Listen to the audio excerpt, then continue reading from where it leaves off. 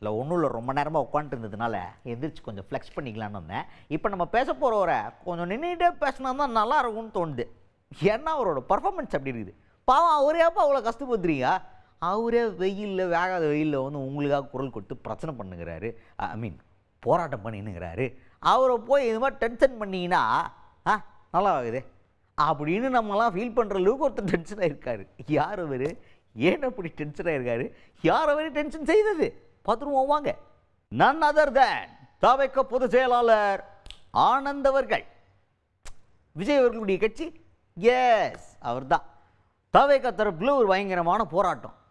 எங்க எங்க எங்க விஜய் விஜய் எங்க விஜய் எங்க அப்படின்னு தேடாதீங்க.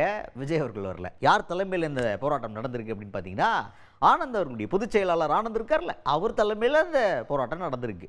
எதற்காக அப்படின்னு பார்த்தீங்கன்னா, வக்பு வாரிய சட்ட திருத்த மசோதாவை திரும்ப பெற வேண்டும் அப்படின்னு சொல்கிற அந்த போராட்டத்தில் இவங்களாம் கலந்துக்கிட்டாங்க. தொண்டர்கள் படை சூழ பயங்கரமான வெயிலில் வேகாத வெயில் மக்களுக்காக களத்தில் இறங்கி அந்த போராட்டத்தில் அவங்க சிந்தின வேர்வையும் அவங்களுடைய கஷ்டங்களையும் பார்க்கும்போது பெருசாக தோணல. அரசியல் கட்சின்னு அப்படி தான் களத்தில் இறங்கி போராடணும் அப்படின்னு தோணுச்சு. ஆனால் எப்போ நம்ம ஃபீல் பண்ணோம் அப்படின்னா, ஆனந்த் அவர்கள் பேச ஆரம்பித்தார். மைக்கெல்லாம் நீட்டினோடனே சொல்லணும்ல, எதற்காக நாங்கள் போராடுகிறோம் என்றால் அப்படின்னு ஆரம்பிக்கணும். அவர் பாவ வெயில் வேற, ரொம்ப தாகத்தில் இருந்திருப்பார் போல அப்படின்னு ஆரம்பிக்கிறார். ஆரம்பிக்கும் போது தொண்டர்களோட சத்தம் நம்ம தெரியல. தாவேக்க தொண்டர்கள் பயங்கர ஆக்ரோஷமானவர்கள். அப்படி சத்தம் போட்டோடனே மறுபடியும் ஒரு ஃபீல் ஆகிட்டார். அப்படின்னு ஒரு ஃபீலிங்கை போட்டார் பாருங்க. நமக்கே கொஞ்சம் என்னப்பா பொதுச் செயலாளர் பேசிக்கிட்டு இருக்காரு, நீங்கள் என்னப்பா சைடில் சவுண்டு விட்டுக்கிட்டு இருக்கீங்க, பொதுச் செயலாளர் பேசுகிற ஒரு பயமே இல்லை உங்களுக்கு அப்படின்னு நம்ம சொல்கிற அளவுக்கு ஃபீல் பண்ணும்போது பக்கத்தில் இருக்க ஒருத்தர் சொல்லிட்டார், சத்தம் கூடாது, யார் சத்தம் பேசிக்கிட்டு இருக்காருல்ல அப்படின்னு சொன்னோன்னா அவங்க கொஞ்சம் அமைதியாக வராங்க. அப்புறம் பேச ஆரம்பிக்கிறார். அப்புறமும் கொஞ்சம் டயர்டாக தான் பேசுகிறார். சத்தமாக இப்போ எல்லாருக்கும் கேட்கணும் அப்படின்னு சொல்லிட்டு சத்தமாக எதற்காக இந்த ஆர்ப்பாட்டம் அப்படின்ற அந்த கருத்தை சொல்லியிருக்காரு ஆனந்த் அவர்கள். இஸ்லாமியர்களுக்கு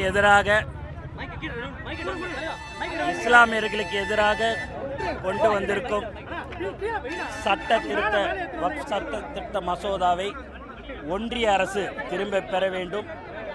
தமிழக வெற்றி கழகத்தின் தலைவர் அவர்கள் இது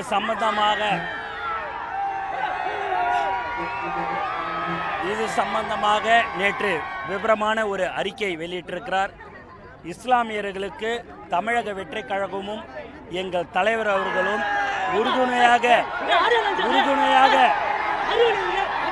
உறுதுணையாக நாங்கள் இருப்போம். இந்த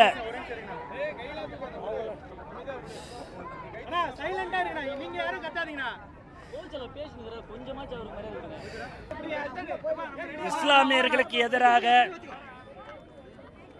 நிறைவேற்றப்பட்டிருக்கும் வக்ஃபு சட்ட திருத்த மசோதாவை ஒன்றிய அரசு உடனடியாக திரும்ப பெற வேண்டும். இந்த சட்டத்தில் தங்களுக்கு பாதிப்பு ஏற்படும் என்று இஸ்லாமியர்கள் தொடர்ந்து அச்சம் தெரிவித்து வருகிறார்கள். மேலும் அந்த அச்சம் அவர்கள் நன்றாகவே நமக்கு தெரிய இருக்கிறது. இஸ்லாமியர்களுக்கு எப்போதும் தமிழக வெற்றி கழகமும் தலைவர் அவர்களும் உறுதுணையாக இருப்பார்கள்.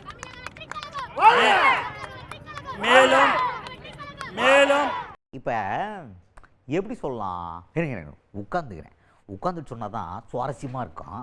நான் மாட்டுனா அடுத்து செய்தியாளர்கள்கிட்ட இந்த காரணத்தை சொல்லிட்டாரா?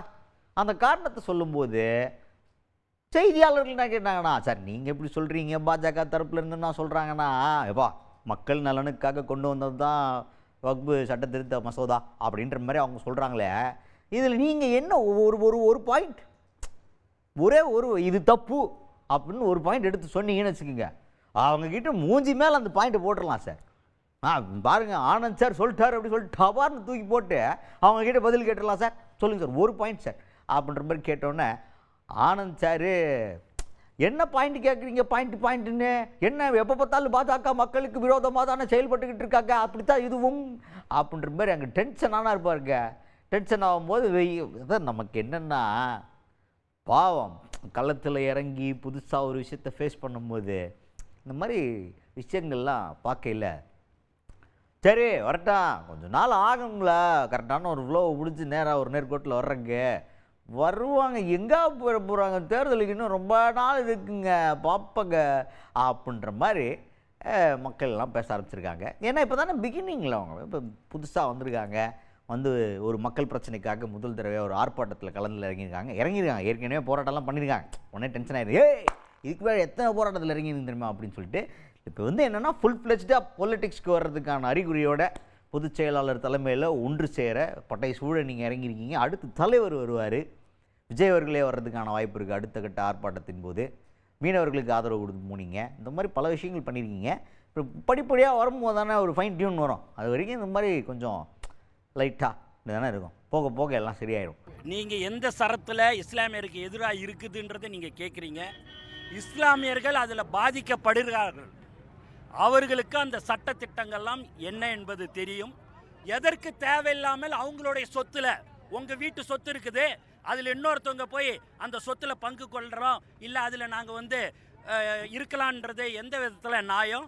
அந்த மாதிரி தான் இந்த சட்ட மசோதாவை அவர்கள் திரும்ப பெற வேண்டும் என்று தமிழக வெற்றி கழகம் சார்பாக கேட்டுக்கொள்கிறேன்.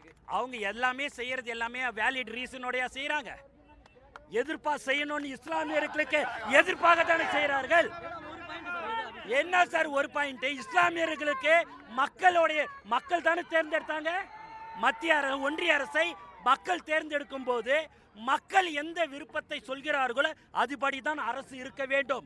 அப்படி இருக்கும்போது இஸ்லாமியர்களை பாதிக்கும் விதமான இந்த சட்டத்தை ஒன்றிய அரசு கண்டிப்பாக திரும்ப பெற வேண்டும். அதற்கு நாங்கள் தொடர்ந்து தலைவர் அவர்களின் வழிகாட்டுதல்படி நாங்கள் ஆர்ப்பாட்டம், போராட்டம் நடைபெறும். செய்திகளை உடனுக்குடன் தெரிந்து கொள்ள உடனே சப்ஸ்கிரைப் பண்ணுங்க.